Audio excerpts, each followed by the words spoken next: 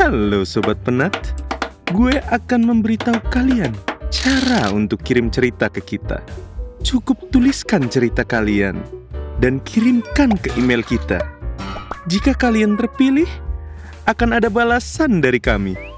Baiklah, mari kita terjun ke cerita kali ini.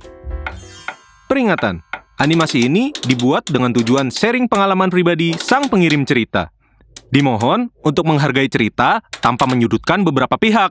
Selamat menonton. Pernah denger nggak? Kalau kebahagiaan yang baik itu ketika lo bisa bagi kebahagiaan itu ke orang yang lo sayang.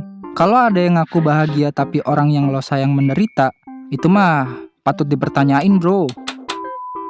Daripada ngalor ngidul nggak jelas, kenalan dulu kali ya. Kenalin, nama gue Rido. Udah pasti kalau yang namanya Rido, orangnya mah pasti ikhlas lahir batin nggak sih? Gue ini cuma mas-mas montir bengkel motor di kabupaten yang duitnya nggak tentu. Kalau lagi rame ya duit ada, kalau bengkel lagi sepi ya paling ngelamun dikit sambil ngabisin kopi hitam. Tapi ya alhamdulillahnya ya ini bengkel punya gue sendiri. Gue ngebangun dari nol dengan duit tabungan gue yang ya nggak seberapa itu. FYI, gue udah punya cewek dan statusnya sih pacaran. Sebut saja namanya Ica.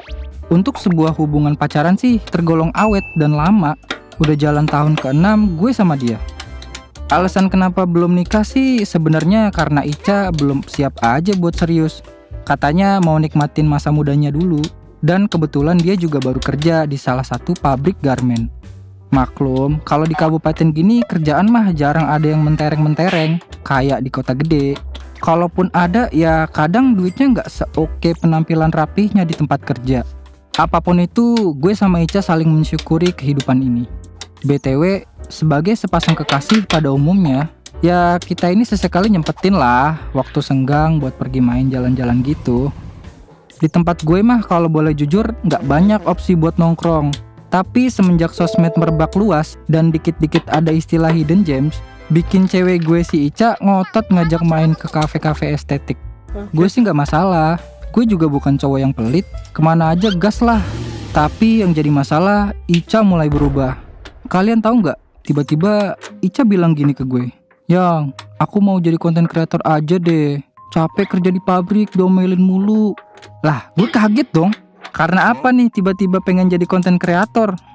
Usut punya usut, dia terinspirasi dari sekian banyaknya konten kuliner di sosmed.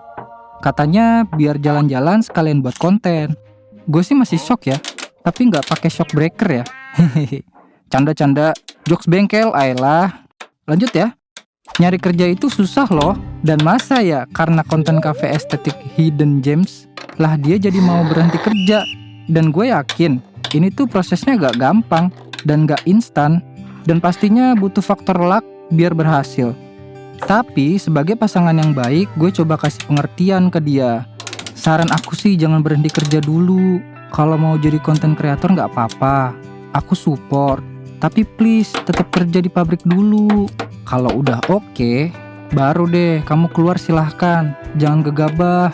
Mukanya sih agak cemberut gitu ya. Tapi ya udahlah ya, namanya juga cewek. Singkat cerita, tibalah hari dimana Ica ngajak gue ke salah satu kafe estetik. Ya namanya mau ngonten, sebagai cowok gue harus sigap bantuin ambil foto lah, tag video lah, ini itu. Dan ya harga menunya tergolong lumayan mahal lah ya buat gue. Nah, yang bikin kesel tuh mood cewek gue yang suka gak jelas gitu. Dia komplain foto sama video yang gue tag jelek lah. Terus nyalahin diri dia gak cantik lah. Terus ujung-ujungnya nyalahin HP Androidnya yang bikin hasilnya burik. Dalam hati gue mah ngebatin, ya elah, semua aja salahin. Baru juga mulai udah drama. Gue sabar-sabarin deh, karena gue berusaha untuk jadi pasangan yang suportif. Semenjak itu dia sering banget share makanan dan lokasi yang mau dia samperin. Masalahnya, gue gak selalu ada waktu kosong cuma buat nurutin maunya dia. Awal-awalnya sih masih gue ladenin. Lama-lama tuker juga pengeluaran gue buat bayarin ini itu. Soalnya baru kali ini seintens itu buat pergi ke tempat-tempat kuliner gitu. Apesnya lagi, gue kira Ica tuh serius gitu loh pengen jadi konten kreator. Ternyata kadang udah gue bantu tag video, ambil foto, tuh konten gak dijadiin. Alasannya gak pede lah, takut sepi view-nya lah. Kadang postingan yang udah diupload diarsipin lagi. Gue sebagai cowok bingung. Kalau emang gak niat mah gak usah ngajakin jalan mulu. Lama-lama duit gue habis, tau gak sih? Bahkan sering banget kalau gue sibuk gak bisa nemenin, dia tetap ngotot pergi sendiri. Tapi tetap minta duit ke gue.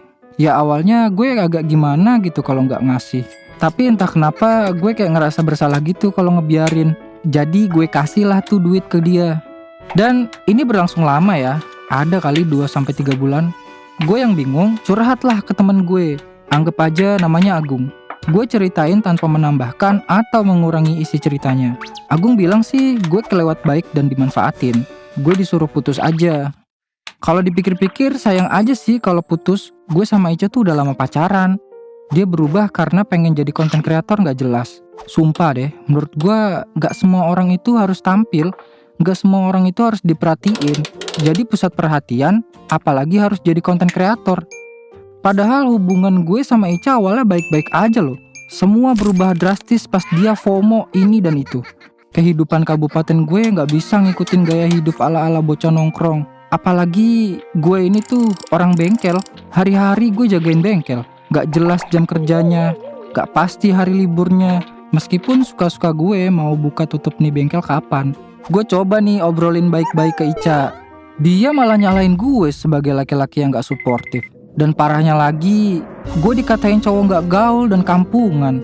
Iya, gue tahu orang kampung, tapi gue tahu batasan dan gak maksa kemampuan. Singkat cerita, gue terpaksa mutusin Ica. Beban soalnya, gue boncos. Dia aja gak jelas niatnya apa, malah jadi ngabisin duit doang. Gak ada hasilnya juga. Kabarnya sih sekarang dia udah beneran berhenti kerja dari pabrik. Dan ya ternyata dia udah punya cowok baru. Dan yang bikin nyesek, ternyata cowok barunya ini sih katanya fotografer. Jadi cocok lah kalau mau ngonten.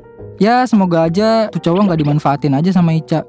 Kadang gue mikir, kenapa sih orang pengen berlomba-lomba jadi sesuatu yang selalu terlihat? Gue tahu ada yang namanya usaha, tapi gue rasa Ica udah lupa akan sesuatu. Seseorang yang tulus support dia sepenuh hati. Saran gue, silahkan lu kejar mimpi lu, tapi ingat, realistis juga, jangan maksa, karena jadi apapun kalau lu niat, pasti lu akan jadi sesuatu itu. Sungguh kisah yang meremukkan hati. Tapi jangan risau, karena masih banyak ikan di lautan ini. Jika kalian suka dengan kisah ini, jangan lupa klik like, komen, dan subscribe channel Gua Punya Cerita. Ciao.